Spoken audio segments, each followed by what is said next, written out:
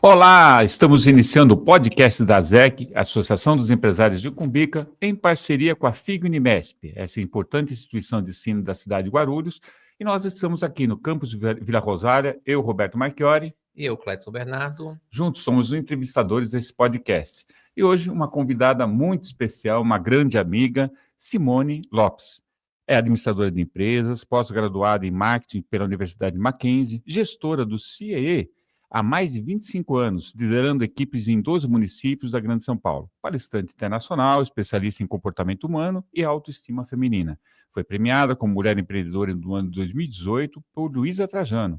Também é influenciadora oficial do Lopes Supermercado e Claro Brasil. E apresentadora do Miss Guarulhos 2025. Em suas redes, inspira mulheres e fortalece sua identidade e poder pessoal. Tudo bem, Simone Lopes? Prazer ter com a gente. Tudo bem, Marchiori. Obrigada, prazer. Obrigada, Clédson, prazer também. Primeira vez que a gente se fala. Mas já estavam ali fofocando nos bastidores. Prazer de conhecer, viu? Fazendo a resenha aqui antes de começar. A gente já fez um aquece, um esquenta. Legal. Simone, eu te conheço há muitos anos. Você é uma pessoa que é uma referência na cidade, não só pelo CIE, mas tudo que você constrói, que você participa, principalmente fortalecendo a figura da mulher, a importância da mulher no meio da sociedade. Mas eu quero saber um pouquinho de como tudo começou, né? Como é que a Simone se inspirou, em quem você se inspirou, como é que foi a sua trajetória no início, até chegar no CIE. Aí a gente vai conversar um pouco do CIE. Com certeza. Bom, primeiramente, muito obrigada pelo convite. É sempre um prazer falar um pouquinho de inspirar outras mulheres. E tudo começou, eu falo que muito cedo. Eu digo, acho que com 8 anos de idade, na oficina mecânica do meu vizinho, que tinha uma filha que nós éramos melhores amigas. E diferente das meninas que gostavam de brincar de boneca, eu gostava de brincar de escritório. Então eu lembro que tinha no fundo dessa oficina tinha um escritório e o pai dela falava, vocês podem brincar o que vocês quiserem aqui. Tinha telefone que já não estava mais em utilização, bloquinho de nota que ele ia jogar fora. E eu sempre gostei daquela atividade de olhar para um escritório e ver todo esse funcionamento, né, que tem por trás de um atendimento. E a nossa brincadeira era brincar de escritório. Eu lembro que já desde muito cedo essa questão do empreendedorismo, acho que estava muito na veia mesmo, porque graças a Deus eu vim de uma família que tinha uma condição social até favorável, então eu estudei escola particulares, e eu tinha uma mesada que a gente chamava, nem sei se tem mais hoje, né? Deve ter. Mas enfim, eu recebi uma mesada. E chegou um dado momento que acho que eu comecei a gastar mais do que eu ganhava, né? Faltou educação financeira. E aí eu lembro que eu fui pedir aumento da mesada para o meu pai e ele deu um te vira linda. Aí eu falei assim, poxa, mas eu queria tanto. Não, é isso e vai se virar com... Quantos anos você tinha? Eu tinha nessa época, acho que eu tinha 13 para 14 anos. Aí eu falei, poxa vida, então vou ter que me virar. E um dia assistindo a TV Record, a Ana Maria era da Record ainda, ela estava ensinando a fazer uma receita de alfajor. Aí me deu um estalo, eu falei, mãe, eu vou fazer isso para vender na hora do intervalo. Né? Não podia vender nada na hora desse, mas eu levava. E eu lembro que eu fiz a primeira produção, eu vendi tudo. E aí minha mãe acabou sendo a minha auxiliar.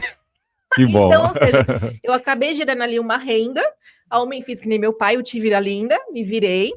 E aí eu comecei, acho que essa veia do empreendedorismo já veio desde muito nova. E eu lembro também que depois dessa questão do vender alfajor na escola, quanto mais a gente ganha, mais a gente gasta, né? Sim, também tem essa, sim. Você não tem educação financeira, e já não estava dando mais. Eu falei, poxa, mas agora o que eu vou fazer? Com 15 anos eu já falava inglês fluentemente. Que legal. E aí eu ouvi uma conversa, né, de 2 colegas ali da academia, falando que precisava matricular os filhos numa aula particular de inglês. Eu nunca tinha dado aula de inglês, mas eu ouvi a conversa e falei, me desculpa, mas eu dou aula de inglês. E aí eu falei, sério, como é que você faz? Eu falei, vou até a sua casa, junto ali os seus filhos, né, e eu posso dar a aula. E ela tinha uma garagem mesmo, com lousa, tudo. Então, minha segunda renda foi dar aula de inglês. Que legal. Né? Então, assim, isso já começou desde muito nova. Então, eu falo que o empreendedorismo, eu acho que eu fui estimulada desde muito cedo, não pelos meus pais, porque eles olhavam, eu fui pedir aumento, não, se vira. Eu acho que esse se vira acabou me empurrando para fazer algo e não ficar na dependência financeira dos meus pais. Interessante. Então, a coisa começou assim. E com 21 anos, eu já estava formada na faculdade, eu precisava do estágio para poder fazer a conclusão, eu fiz administração de empresas, Mas chegava ali por volta do 3º ou 4º ano, tem a questão do estágio, né? Que se você não fizer, você acaba não tendo a conclusão final do curso. E foi quando uma colega de sala falou para mim do CIE. Eu não sabia o que era o CIE. Né? E detalhe, o CIE ficava na rua da minha faculdade. Então, ou seja, todos os dias eu passava na frente do CIE, mas eu nunca me atentei o que era, né, o CIE. E no 4º ano, no 3º para o 4º ano da faculdade, uma colega minha falou: ó, vamos até o CIE, fica aqui na rua da faculdade. A gente faz um cadastro, eles vão encaminhar a gente para uma vaga de estágio. E foi assim que eu consegui a minha primeira oportunidade na maior administradora financeira do país, que era o Banco do Brasil na época. Não foi no CIE que você conseguiu, então? Não, o CIE fazia essa ponte, né? Sim, Encaminhava a gente para as empresas. Uhum. E aí o CIE me encaminhou para uma oportunidade de estágio no Banco do Brasil e eu fui aprovada para trabalhar no RH do banco, que ficava ali na Verbo Divino, em Santo Amaro. Eu sempre morei na Zona Sul de São Paulo, né? Vim morar em Guarulhos já, né? Já casada, já. Mas quando eu fui para o estágio, eu me encantei com essa área de RH, de recursos humanos. E aí, no estágio, eu falei, é isso que eu quero fazer para o resto da minha vida, que era lidar com pessoas, fazer essa parte do desenvolvimento humano. E ali começou a minha carreira no estágio. Primeira vaga no Banco do Brasil pelo CIE. Bacana, Olha só, bacana. se encontrou. Me encontrei. Então, eu falo que desde muito cedo essa questão do empreendedorismo, mas também o lidar com o outro, né? Que acho que o RH, ele traz muito isso, né? A gente olhar para o humano, para o desenvolvimento de talentos. E quando eu entrei nessa vaga, era justamente para recrutar estagiários para o banco. Então, ou seja, eu era uma estagiária que estava recrutando outros estagiários para trabalhar no banco. Eu lembro que na época nós tínhamos 245 estagiários e todos eles passavam em seleção comigo, antes de entrarem na área que eles iam lá trabalhar. Então, Quantos anos você tinha nessa época? Nessa época eu estava com 20 anos. Caramba, era a idade praticamente deles, né? Basicamente a idade deles, porque eu lembro que tinham jovens que vinham para fazer a seleção comigo, eles olhavam assim, como assim, eu tô nova. Mas eu acho que foi tudo assim. Eu acredito muito na questão, independente de religião, né? Eu acredito muito na questão do que Deus está nos guiando a todo o tempo. E eu acho que aquela vaga tinha que ser minha, porque eu não queria ir para essa entrevista. Foi, sabe, aquele negócio assim, pô, ter que trabalhar. Minha mãe meio que falou, não, você vai, porque é importante, você precisa se encaixar. Eu queria ser empreendedor, não, mas você vai, você tem que trabalhar, né, começar uma carreira profissional. Eu não queria ir, mas eu fui e passei. E eu não queria ter passado. Mas eu falei, bom, já que eu vou fazer bem feito. Claro. Então, quando eu entrei no RH, a gestora estava saindo de licença maternidade, não, minto. Ela tinha uma doença, câncer de colo de útero, e ela ia se afastar para fazer um tratamento. Esse tratamento era muito longo. Então, não daria tempo de fazer um concurso para selecionar a pessoa. Então, eles optaram em contratar um estagiário, já no nível superior, para assumir aquela posição, sendo supervisionada pelo gerente. Então, eu já entrei meio que numa vaga que tinha muita responsabilidade. E a responsabilidade era o quê? Justamente fazer toda a seleção dos jovens que estavam entrando para que eles pudessem trabalhar nas outras áreas do banco. Então, quando eu entendi a responsabilidade que eu tinha nas minhas mãos, eu falo, olha, não foi à toa, porque depois que terminou o meu estágio, o CIE me chamou para trabalhar com eles. Que bacana. Então, e lá estou há 25 anos, né? Então, tudo começou lá, num estágio, numa área que eu não queria ir, numa atividade que eu não queria exercer, e que no final eu falo que foi, acho que é a questão do propósito, né? Sim, a gente estava até falando disso no intervalo, de descobrir o propósito. Bacana, bacana. Bacana, cada história, né? Muito bacana. Legal. E ver uma mulher inspiradora também, né? Uma mulher que inspira, é muito bacana as histórias que nós escutamos aqui, viu, Simone? Olha só, o CIE hoje ele conecta jovens a empresas há décadas, né? Enfim, você inclusive é um filho do exemplo, CIE. né? Como é que você avalia esse impacto desse trabalho hoje no mercado de trabalho? Um mercado tão competitivo, complicado, né? Exatamente. Eu falo que, primeiro por missão, né? Eu falo que quando o CIE nasceu, eu não sabia a história até então, quando eu fui para fazer o estágio, mas ele nasceu do quê? De um educador, que era um professor, o professor Palmieri, que foi o nosso fundador, e que ele era professor na faculdade, qual era a dor dos alunos? Professor, não adianta eu estar aqui aprendendo direito se ninguém lá me dá uma oportunidade de exercer isso depois, porque ele não tem experiência. Menino, como é que ele vai bater na porta de uma empresa e falar, me contrata, mas você já trabalhou com isso? Não. Aí o professor Pernel falou assim, faz todo sentido, né? E os amigos empresários dele não queriam dar oportunidade para os alunos, Porque eu falava assim, mas se eu colocar esse menino para trabalhar aqui, ele vai me gerar um passivo trabalhista. É caro para mim, né? Não posso deixar ele aqui trabalhando, né, sem vínculo, não dá. Então, os alunos saíam frustrados, porque saíam sem experiência, e o professor mais ainda que falava, pô, não adianta eu formar o menino na teoria e na prática ele não aprender. Como ele era muito envolvido no Congresso Nacional, ele foi até o Congresso e pediu que criasse uma lei que o jovem, enquanto ele estivesse estudando, ele pudesse exercer as atividades da faculdade, mas que não gerasse um passivo para a empresa. E aí nasceu a lei de estágio, ele com essa movimentação que ele fez, foi ele que, como educador, como sonho de que os alunos tivessem a oportunidade de praticar aquilo que aprendiam. E aí foi que o Congresso realmente, ele tinha muitos amigos empresários e tinha muitos amigos educadores, e ele falou, tá aí, vamos nascer uma instituição que faz essa ligação entre o mercado de trabalho e a teoria, né, que é o banco da faculdade. E aí a lei facilitou que o empresário pudesse dar essa oportunidade, mas que não onerasse na folha. Por isso que a lei de estágio, o estágio não gera vínculo empregatício, né? Sim. O período de aprendizado ali de até 2 anos. Então isso foi muito bom para as empresas, porque falou, poxa, que legal, posso trazer um menino que eu vou dar a oportunidade dele aprender, mas não vai pesar no bolso. É verdade. Então isso foi, assim, um boom na época. Muitas empresas aderiram ao estágio, se cresceu com o programa de estágio, a Aprendiz veio bem depois. Então, essa missão do CIE, do propósito de você pegar um jovem que está no banco da faculdade e gerar uma primeira oportunidade para ele, eu falo que a gente muda vidas. Porque hoje, quando eu vou numa empresa visitar alguns parceiros, eles falam para mim, ó, eu fui estagiário pelo CIE. Se não fosse aquele estágio, eu também fui estagiário pelo CIE. Aqui, peraí, eu também fui estagiário pelo CIE. Eu não fui.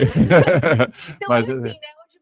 Que nem eu tô aqui hoje, você foi um fruto da nossa casa, né? Legal. E isso, todo lugar que eu vou, é engraçado quando eu falo, onde você trabalha? Eu falo, trabalhando assim, poxa, meu primeiro estágio foi pelo CIE. Então, eu falo que a nossa missão, né, ela vai além do só colocar o jovem para trabalhar, é justamente a gente viabilizar esse sonho dele na carreira profissional. Isso faz todo sentido para a carreira profissional de claro, uma pessoa, claro. Né? Muito. Porque a primeira oportunidade é extremamente importante, essa entrada, essa abertura de porta, né? Para a gente ter acesso ao que nós estamos estudando, porque só o teórico, ele ajuda, logicamente é importantíssimo, mas não é tudo, a gente precisa da prática, né? Exatamente. E eu acho que isso é extremamente importante, muda a carreira, mudou a minha também, o estágio mudou a minha carreira. Bacana. Se eu não trabalhasse no CIE hoje, viu, Marquinhos? Se eu não trabalhasse hoje no CIE, falasse, você terminou seu estágio e foi para uma outra empresa, eu não mudaria a minha opinião no sentido de que o CIE mudou a minha vida, porque se não fosse aquele estágio no banco, todas as habilidades que eu adquiri ali, de, por exemplo, substituindo uma CLT, todo o aprendizado comportamental que eu tive nos desafios, né? Porque teve muitos desafios, né? Não foi só flores. Claro. Aliás, eu acho que teve muito mais desafio do que flores no caminho. Então, eu falo eu falo realmente com muito orgulho. O CIE mudou a minha vida. E hoje eu estou do lado de cá podendo fazer isso com outras pessoas, né? O CIE é Centro de Integração Escola-Empresa. Empresa-Escola. Empresa-Escola, ao contrário. Isso. E tem pessoas que pensam que é um órgão público ou não? Muitos. Quando a gente fala, inclusive, para um empresário que não tem nada a ver com o governo, ele fala... Como assim? Mas quem paga essa conta? Você, né? Você, olha só, parabéns. Legal, não, mas é importante isso, porque eu já ouvi muitas pessoas dizendo isso. Bem colocado. O CIE, na verdade, hoje é uma referência, né? Nessa integração, em oferecer estágio. Quantos alunos hoje vocês têm trabalhando de fato? Mais de 75 mil. Nossa. Olha, no Brasil todo, você atua no Brasil todo. E mais de 1 milhão de jovens já passaram pela nossa instituição. Olha que importante. Bastante, né? E ao longo desses 25 anos, desde a tua, ajuda, digamos assim, né, incorporação como estagiária do CIE, e hoje, como é que você viu o perfil do jovem ao longo desse tempo? O que foi mudando? Mudou muita coisa. A gente estava até falando disso no intervalo, né? Principalmente a transição da era que a gente sai de uma era manual para uma área tecnológica, né? Vou te dar um exemplo. Na minha época, trabalho de faculdade, eu ainda usava papel ao maço.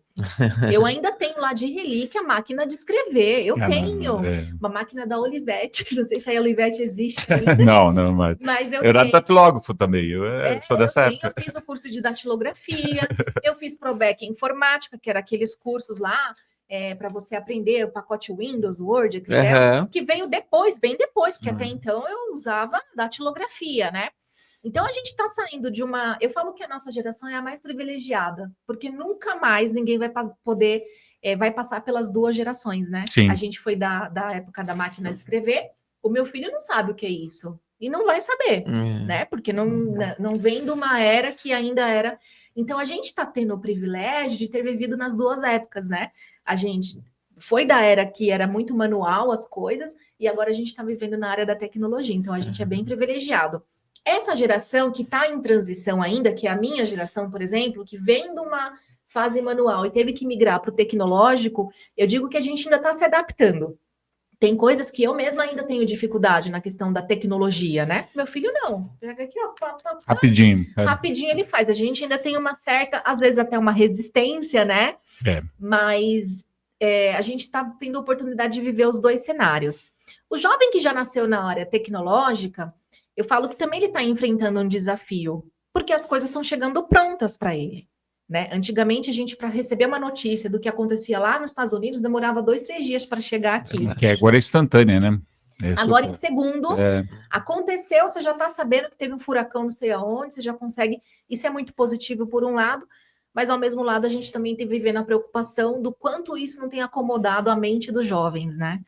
Da questão do propósito de vida, da questão dele não ter tudo muito fácil aqui na palma da mão, e aí perde até o interesse, né, em se aprofundar, porque as coisas ficam muito que superficiais. É verdade. Eu vi outro dia uma reflexão na internet que estava dizendo o seguinte: numa era que a gente tem muitas opções, a gente tem de tudo. É como se abrisse um cardápio e aí a gente está num restaurante e vê aquela mesa farta, cheia de coisas que a gente pode pegar a qualquer momento, né? Só que é tanta opção que a gente acaba não tendo nem sabendo escolher. E aí, quando a gente olha para a mesa do lado, a gente vê um prato bonito, eu quero igual o dele. E tem aquela frase, né? A grama do vizinho sempre é mais verde. É verdade. E aí a gente vai e pede o do colega igual, porque a gente viu que estava bonito, aí quando vem a gente experimenta e fala, poxa, nem estava tão saboroso. Não era bem isso que eu vi. Aí a gente quer trocar.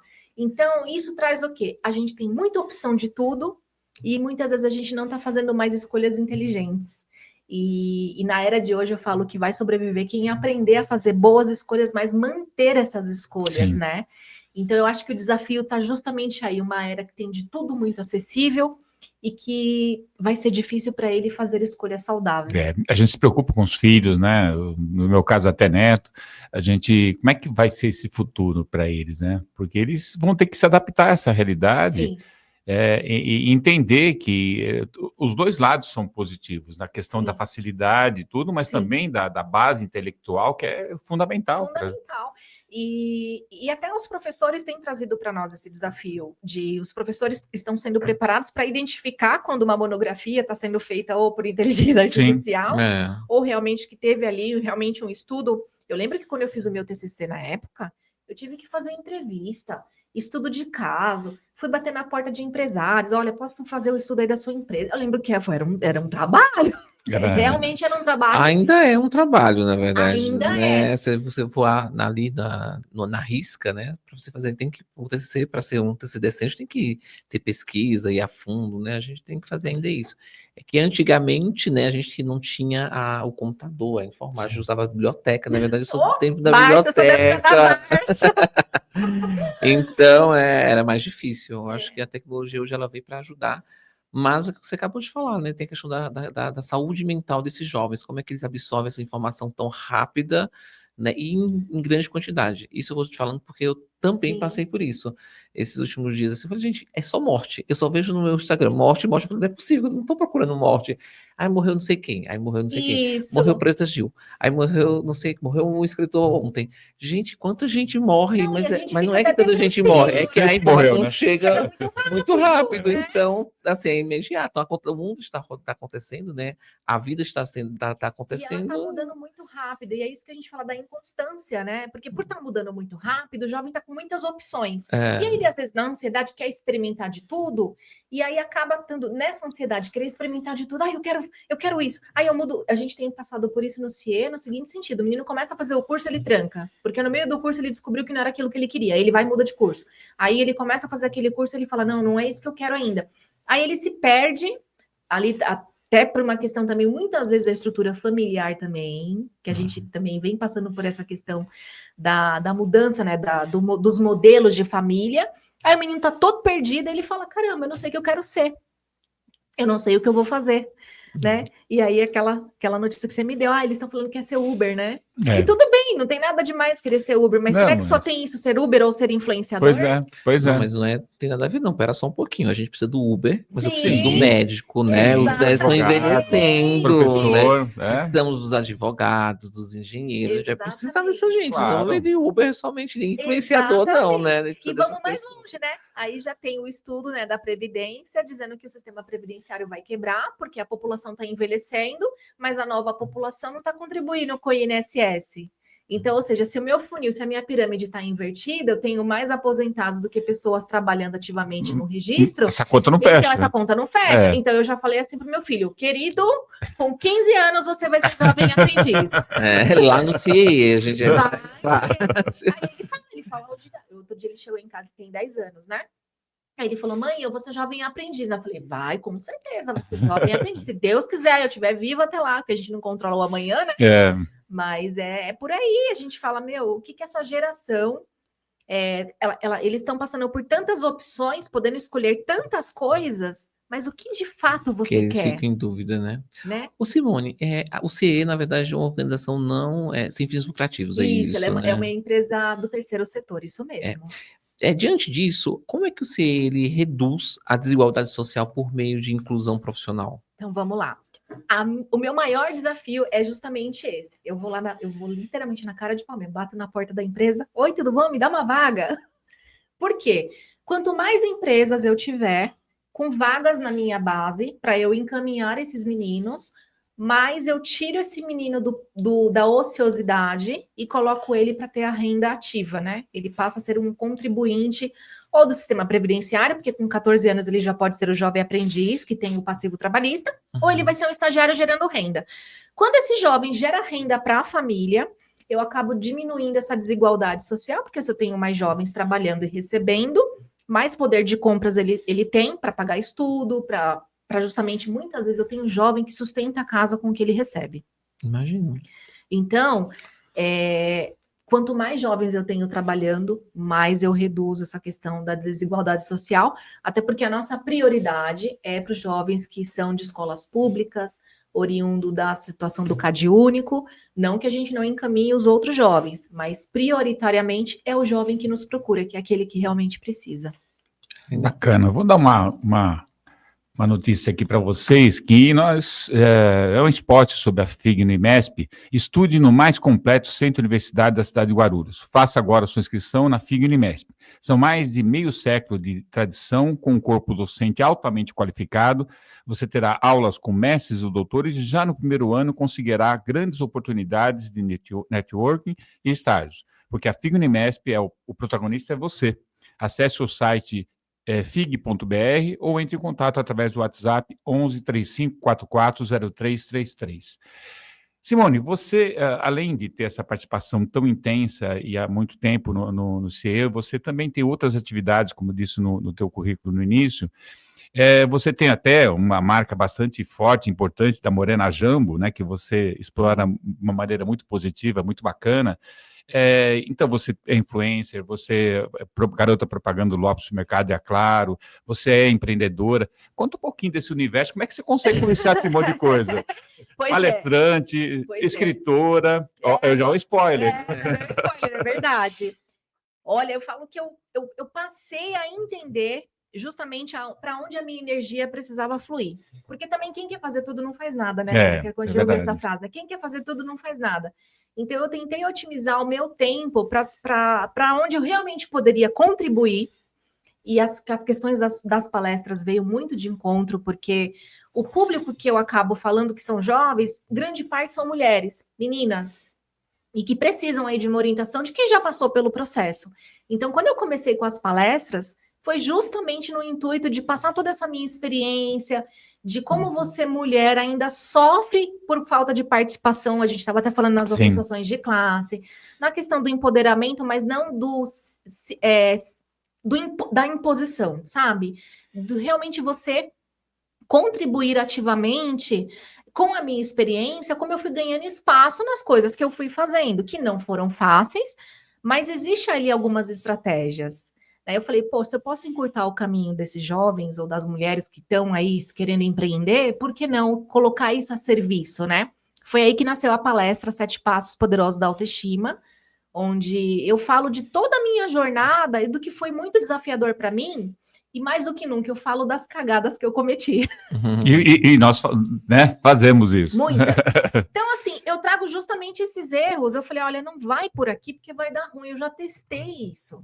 Então, se eu puder falar para você, faça um caminho diferente, eu vou economizar o seu tempo. Né? Então, eu falo desses 7 passos de uma forma muito, muito autêntica mesmo, trazendo histórias reais do que eu passei. E isso engaja, porque as pessoas se identificam com histórias reais, né? Sim, Verdade. Então, eu acho que eu trago histórias bem que eu passei no meu dia a dia mesmo, com questões familiares, com questão de ser mãe, de dar conta. Como é que eu faço para dar conta? A gente não dá, na verdade. A gente vai enxugando ali o que realmente traz resultado, o que não traz, a gente vai eliminando. Tem questões femininas que não tem como fugir, por exemplo, eu sou mãe. Aí você tem que chegar em casa, tem a questão do filho, acompanhar a lição e são milhares de... Mas tem como a gente fazer isso de uma forma mais leve, e é isso que eu tento transmitir nas minhas palestras. Então, dá conta de tudo? Não, a gente não dá, não vou mentir. A gente vai fazendo ali, equilibrando os pratos, né? Eu acho que é isso que faz a coisa ir acontecendo. Bacana. Mas é bacana, olha só a tua história, né? Inspira outras mulheres a ser empreendedora. Falar em empreendedorismo, você recebeu um reconhecimento pela Luísa Trajano, que é uma das maiores empreendedoras mulheres aqui do Brasil, né? É uma inspiração, né? Exatamente, é um reconhecimento muito bacana de mulher empreendedora. Para você, como foi esse reconhecimento por essa potência? Eu lembro quando eu recebi o telefonema, né, a cidade, através ali do Sim Comércio, eles estavam homenageando algumas mulheres que tinham referência na cidade, com trabalhos que já desenvolviam, que eram de público, né? E aí, o dia que eu recebi o telefonema do Reginaldo, ele falou, Simone, a gente vai ceder um desses prêmios, eram 10 mulheres que foram escolhidas na cidade, e um desses é para você, porque a gente acredita no trabalho que você faz, a gente acompanha, a gente vê, né, o fato de você ser mulher, empresária, gestora do CIE, então a gente quer reconhecer isso através do empreendedorismo, era um prêmio que eles criaram na época, e foi bacana, porque eu não esperava mesmo, né? Eu falei, gente, Luísa Trajano, que a mulher é um fenômeno, É uma né? referência, não? É uma referência de empreendedorismo, sim, de empoderamento, todo, né? pela história dela, né? De vir de uma família que basicamente eram todas mulheres, e tiveram que aprender ali no negócio, no dia a dia da família, e hoje a Magalu é uma potência, né? Sim. Então, eu fiquei muito feliz e foi algo que eu falei, poxa, se eu posso, outras mulheres podem também, né? Não é às vezes a gente olha para uma pessoa e fala, impossível. Não, não é impossível. Eu não esperava, então eu acho que é o trabalho que a gente faz todo dia, com consistência e persistência, que vai te trazer esses resultados, mas nunca vai ser imediato. Eu falo que é sempre a longo prazo. Que bacana. E aí, você é uma fonte inspiradora para os homens, com certeza, mas para as mulheres mais especificamente. Como é que você enxerga hoje a mulher ocupando o seu espaço? O que está precisando dela se despertar mais ainda e principalmente despertar os homens, da importância da mulher no meio do mercado, né? Tem um movimento que eu gosto bastante, que são eles por elas. O que é o eles por elas? São os homens, quando eles têm espaço, de dar espaço para as mulheres que eles o façam, né? Então, quando criou esse movimento do He for She, né, que é até um movimento da ONU, inclusive, que a Luísa Trajano fazia parte também. E aí, quando eu olhei, falei, que bacana, né? Por exemplo, o homem, quando está na presidência de um grupo ou de uma empresa, eles sempre convidaram outras mulheres para que faça parte também, dando empoderamento para as mulheres. Porque, exemplo da Luísa Trajano, ela disse que quando fazia parte do conselho da Magalu, só tinham homens. E a provocação que ela fez, olha, se vocês não derem espaço para as filhas de vocês estarem aqui, quem vai herdar isso? E a maioria eram mulheres, né? Exatamente, as filhas desses homens, os filhos eram mulheres. Então, foi uma provocação que ela fez muito bacana, dos homens, né? Darem espaço para as mulheres, lutando também junto com elas para que elas tenham mais espaço. É fácil? Não, não é. Porque às vezes tem ainda atividades que são muito características. A gente estava até falando de mercado financeiro, né? Sim. Que basicamente os homens acabam dominando bolsa de valores, a parte de gestão financeiras. Enfim, mas eu acredito que as mulheres podem ocupar esses espaços sem a questão da imposição. Eu falo tudo que é impositivo. Não é bom, né? Vai chegar o choque, né? porque não é roubar espaço de ninguém. Eu falo que homens e mulheres, eles se complementam, Sim. né? Lado a lado. Até na criação tá disso, né? O homem é auxiliador da mulher, né? Uhum. E na Bíblia, quando falava o homem, a mulher auxiliadora do homem, diz que a auxiliadora era a palavra que Deus usava para o mais alto cargo entre os anjos. Então, não era ela estar menos que o homem, mas Não. ela tá lado a lado. Muito bom. Eu acho que legal. esse movimento do he for she, ele traz isso. Bacana. Você vê? Muito bom. O duro é o tempo, né? É verdade. O tempo, porque é muita assim, Muito informação, conteúdo. muito conteúdo para meia hora só, É. né? Bom, a gente está caminhando para o final, Cledson, e eu queria que você deixasse uma mensagem para os jovens que ainda que estão, né, querendo entrar no mercado de trabalho e talvez é difícil não conhecer o CIE, né? Sim. Mas de repente, né? Fale assim brevemente para eles como é que eles conhecem o CIE, Tá. como é que eles podem participar. Então vamos lá, o CIE está nas redes sociais, sempre com o @oficial.cie, cie.oficial. Então, só acessar as nossas redes sociais. Também no nosso portal www.portalciee.org.br. Então lá a gente posta todo o nosso dia a dia, as vagas, as melhores vagas estão lá, né? Principalmente nas redes sociais, porque a gente é um meio de comunicação rápido. Exatamente. Então, acesse, siga o CIE nas páginas oficiais. E a mensagem que eu vou deixar é uma passagem de Henry Ford, que é um dos pais da administração. Eu fiz administração e eu sempre gosto de usar essa frase como referência, né? Que diz assim: se você diz que você pode, você pode. E se você diz que você não pode, você também não pode. Ou seja, em ambos os casos você está certo. Então, o poder que está dentro de você é aquilo que vai te impulsionar para aquilo que você realmente quer fazer. Então, use isso a seu favor. Bacana. Muito bom. Tá? Simone, muito grato pela sua entrevista. Foi um prazer tê-la com a gente. Eu que agradeço o convite. Prazer. Às vezes. Ai, É sabe muito convidar. bom. Eu vou fazer a segunda, né? A continuidade. muito bom. Ó, posso dar um spoiler? Pode. Quando eu fizer o lançamento do livro, eu faço Pronto. questão da gente Aí, vir ó, aqui. Vamos vir. Traga vamos- Que a aqui gente para a traz gente aqui divulgar e conhecer mais, né? Com certeza. É isso aí. Então é isso. A ZEC, a Associação dos Empresários de Cumbica. Se você quiser mais informações sobre a ZEC, azec.org.br, vá lá e você vê, né, esse mundo corporativo que nós temos, a associação, que é uma verdadeira família. A gente né, faz reivindicações junto aos poderes públicos, tem a interação com outros entes da sociedade importantes como o CIE, e a gente, né, vai fortalecendo as empresas da cidade. Então é isso. Mais uma vez atingimos os objetivos, né, Cledson? Exatamente. Grato por sua audiência e até uma oportunidade. Até mais. Até a próxima. Até mais, Tchau. gente. Tchau. Obrigada.